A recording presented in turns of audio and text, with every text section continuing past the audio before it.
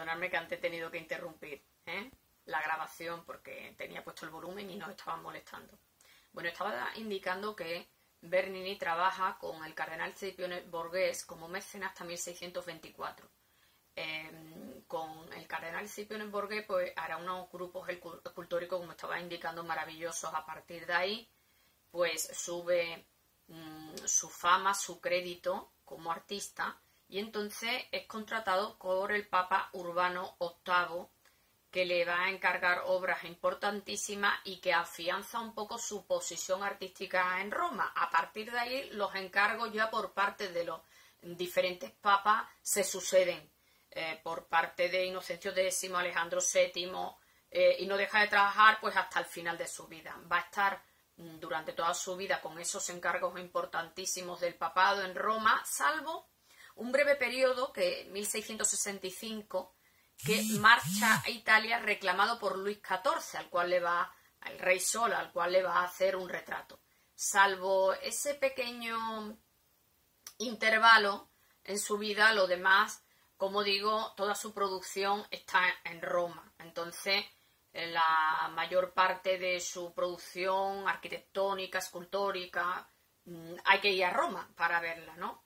Características arquitectónicas. Bueno, pues dentro de las características arquitectónicas hay muchas que nosotros ya le hemos dado como características generales del barroco. Por ejemplo, las plantas de sus edificios. Plantas muy movidas, con unos muros curvos, donde domina la línea cóncava y convexa.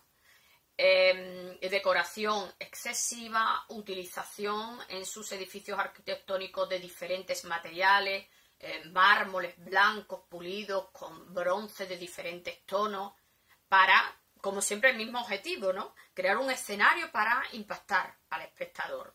Son espacios muy movidos, donde intenta buscar también un contraste de luces y sombras bruscos, ¿de acuerdo? Zonas, fachadas por donde resbale la luz, y zonas donde se concentre la sombra. También muy interesante, como digo, crear, que es el objetivo, teatralidad, expectación, sorpresa en el espectador. Pero siempre, si os fijáis, Bernini es un hombre que respeta muchísimo lo que hereda. Los elementos clásicos, los elementos heredados de los grandes maestros del Renacimiento. Estoy pensando en Miguel Ángel, ¿de acuerdo? No es un hombre que rompe con la tradición, ¿no?, sino que respeta esa tradición. Insisto mucho en esto porque esto quizás sea el punto que lo diferencia del otro arquitecto italiano, Francesco Borromini, ¿de acuerdo? Bueno, vamos a ver las obras, si queréis, viendo el PowerPoint, y vamos comentándolas. Un momento por aquí. A ver si podemos ver las imágenes lo mejor posible. No sé si nos dejará verlo lo mejor posible. Un momentito. Oh, que se va la batería. Vale. Me voy a ir aquí. Este PowerPoint que lo tenéis ya colgado sin ningún problema. Vale. Vamos a ver. ¿Que no lo veis bien aquí? Bueno, lo tenéis colgado en el blog, el PowerPoint, todos los PowerPoint, no hay problema. Esto que estáis viendo aquí es una de sus obras para el Vaticano. El papado le va a encargar a Bernini 3 obras importantes. El baldaquino de San Pedro, la cátedra de San Pedro y la columnata de San Pedro. Esta que tenéis ahí es el baldaquino de San Pedro, que es la primera que hace, de 1624 a 33. Muy interesante saber dónde se sitúa esta obra, porque esta obra se sitúa justamente en el crucero de la Basílica de San Pedro, debajo de la cúpula de Miguel Ángel, y justamente encima de un lugar importante, encima del sepulcro de San Pedro. Es decir, que este monumento servía para dar importancia, enfatizar ese lugar que era la tumba de San Pedro. ¿Y qué levanta Gian Lorenzo Bernini para enfatizar ese lugar? Pues levanta un palio, ¿veis? Un palio, pero un palio de bronce, un palio sólido, ¿de acuerdo? recogido por columnas salomónicas. Si os fijáis, si observamos estas columnas salomónicas de cerca, como aquí, ahí, esas columnas salomónicas que tienen, claro, una riqueza ornamental, un movimiento helicoidal y una riqueza ornamental floral, con putis, muy propio del barroco, evidentemente. Vamos otra vez a la estructura del baldaquino. Un momentito, vamos a quitar esto. Ay, cosas del directo. Si nos vamos otra vez al baldaquino, si os fijáis, es un palio formado por 4 columnas salomónicas que sostienen, como digo, un dosel, y sobre ese dosel, en las esquinas, hay 4 ángeles y unas especies de volutas, una serie de volutas que culminan en lo que vosotros estáis viendo, es a la parte superior. Muy bien, que culminan, como digo, esos 4 grandes ángeles con esas que sostienen esas grandes volutas, culminan la parte superior con una bola y una cruz. Muy interesante y muy barroco el contraste de materiales, de diferentes tipos de bronce que contrasta con los mármoles blancos de la basílica y que es muy típico del barroco.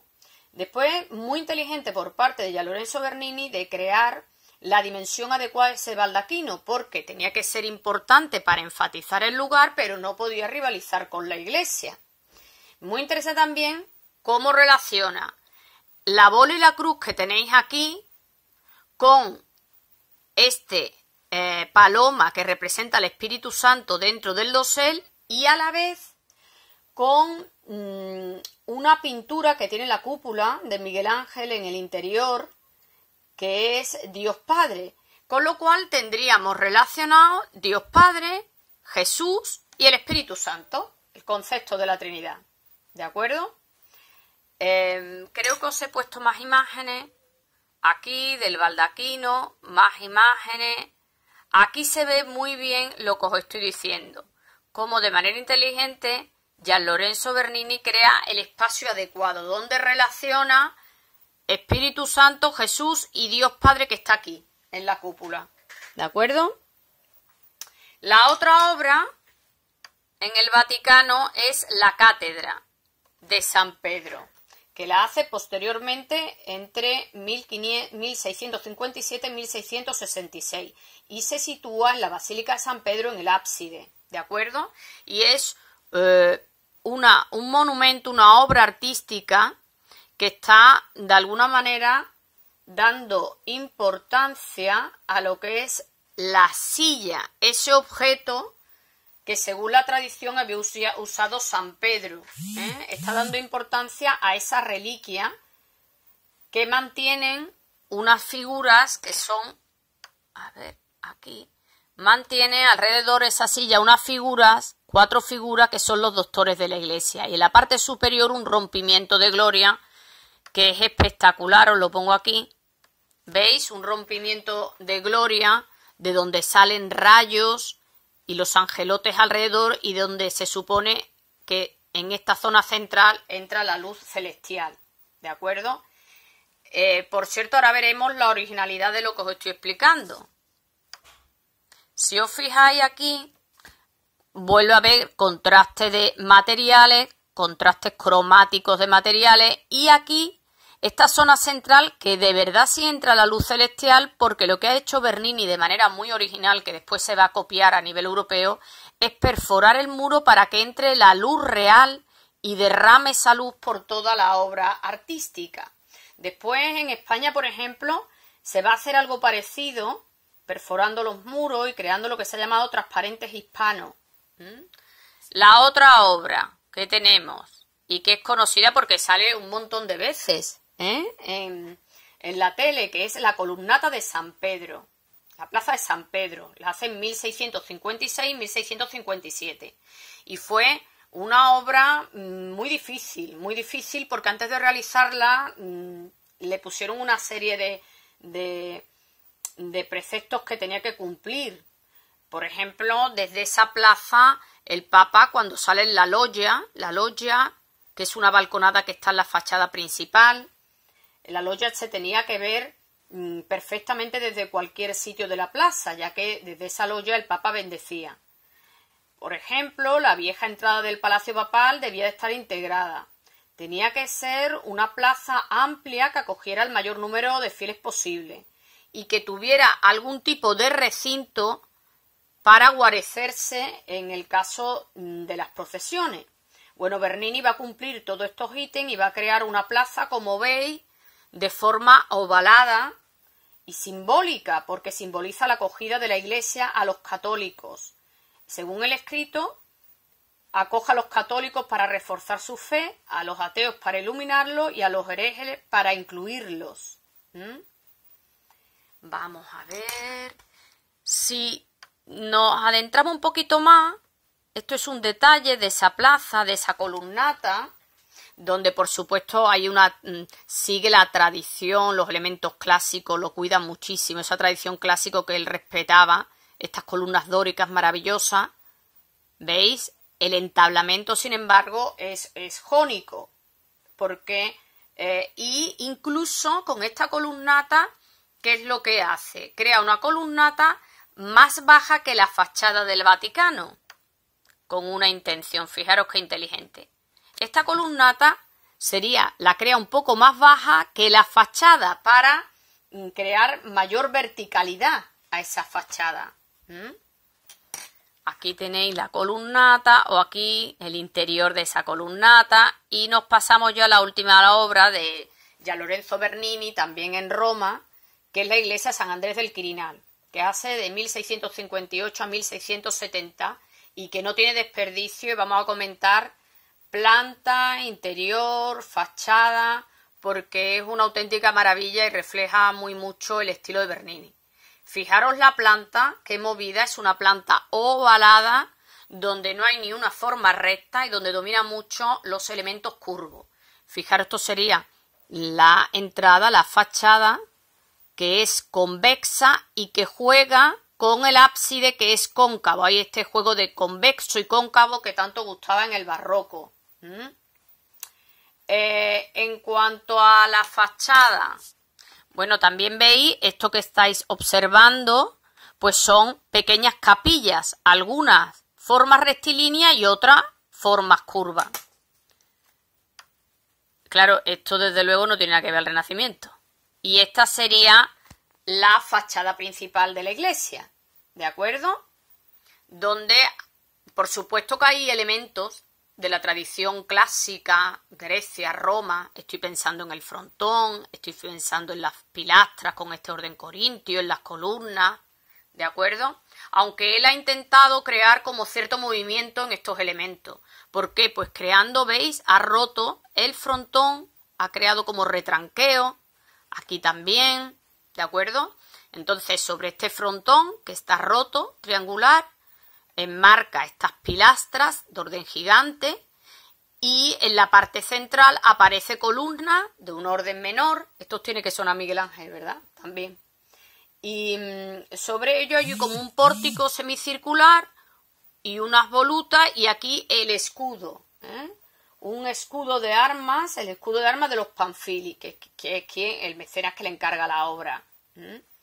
El interior, por el interior, bueno, aquí tenéis detalles de lo que os estaba hablando. Este es el escudo de armas.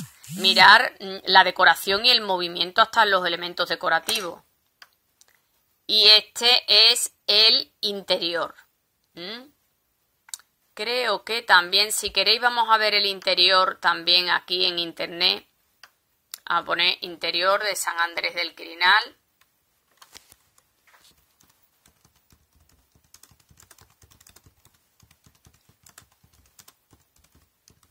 Aunque con el PowerPoint que tenemos está bastante bien, pero bueno, vamos a intentar ver mejor.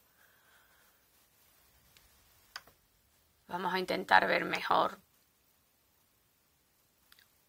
Esto es un blog de historia del arte. Eso, San Andrés del Quirinal. Vamos a ver esta imagen, que es interesante.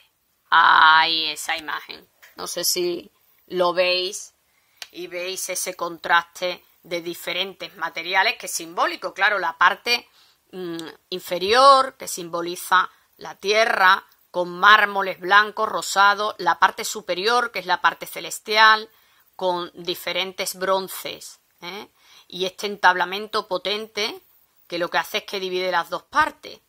Si os fijáis, en la parte inferior pilastras, y entre las pilastras abre capillas, y este es el ábside de la iglesia cóncavo, y aquí está la figura de San Andrés, que está elevándose a los cielos. Es muy muy interesante el movimiento que crea y los contrastes de luces y sombras que está creando. Bueno, ni os digo ahí lo que es la cúpula de San Andrés del Quirinal, ¿eh? Con esa decoración excesiva de estos angelotes en mármoles blancos, con la utilización de diferentes materiales, mármoles y bronces que contrastan, y por supuesto, claro, los contrastes de luz y sombra que consigue. Bueno, pues un segundito, que me voy a despedir de vosotros. Hasta aquí Gian Lorenzo Bernini, que como digo es el genio del barroco, ¿no?